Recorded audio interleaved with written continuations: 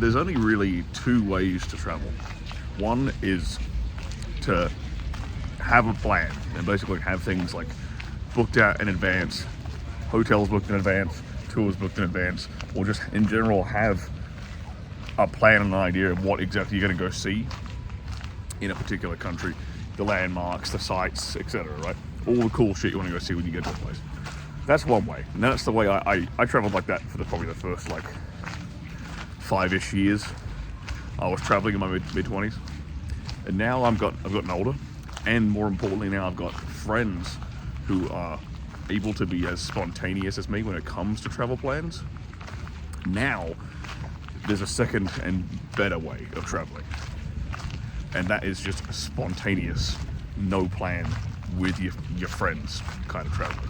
So you just pick a random city, you land in that city, you've got no clue what's there, you've got no clue what's to see there, you don't make any plans, you don't book dinners, you don't book anything, and you just see where the night takes you.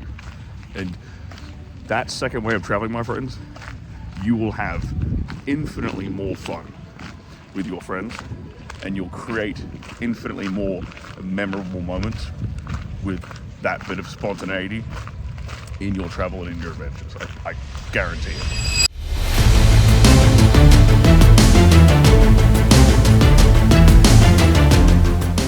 So we have arrived in Stockholm, Sweden.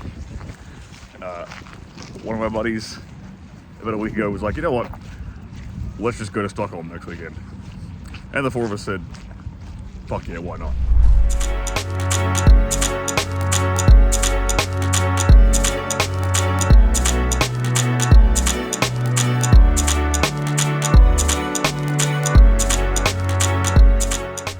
What does this even mean? Explain this to me.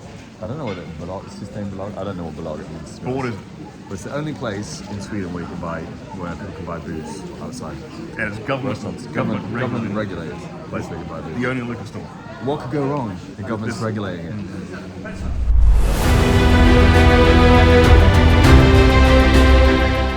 So, lads, we just went through the Viking History Museum. You've ruined us all!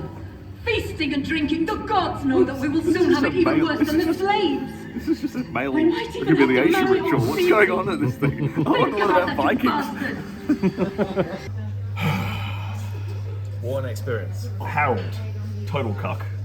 Harald sounded like he had a We good need life, at to be least honest. 3 barrels. Harald sounds Bring like a your cuck. best men and sail off to Kernogård with slaves and leather. Either they were always cocked or it's been changed.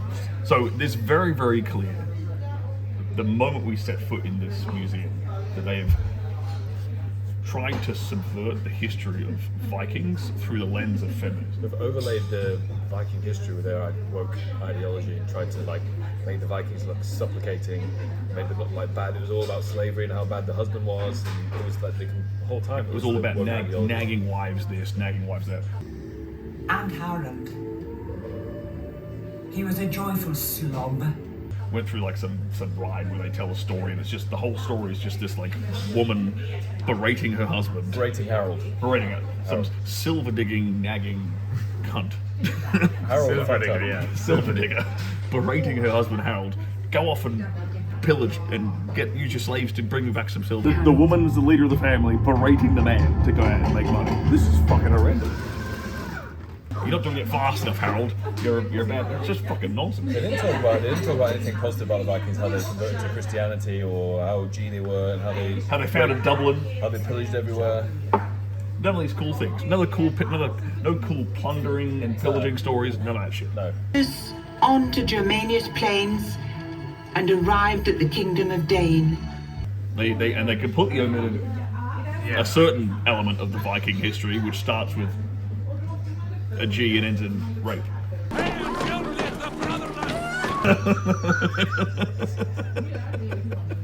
Strong and healthy slaves! Real ermine fur for sale! I'm buying. And young that one. and beautiful! That's the one. He's the tallest, strongest. I'm buying him. Sterling, after experiencing the Viking Museum and seeing how much Harald was berated, do you think that Harald's wife would have been happier and less of a sow if she learned about your techniques in the bedroom? 100%. Yeah, if that Viking lady was getting dicked down properly, she wouldn't want 6 barrels of silver. You just want one long rod.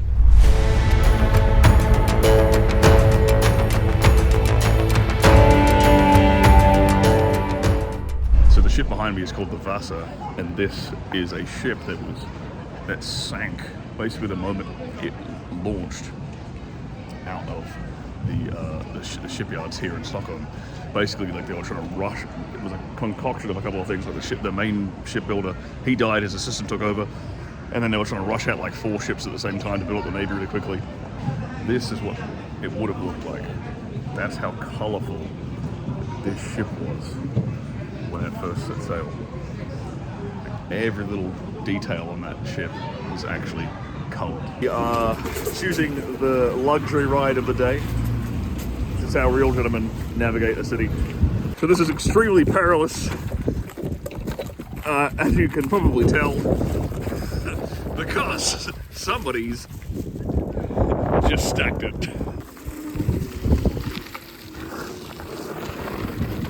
Bird and rubber.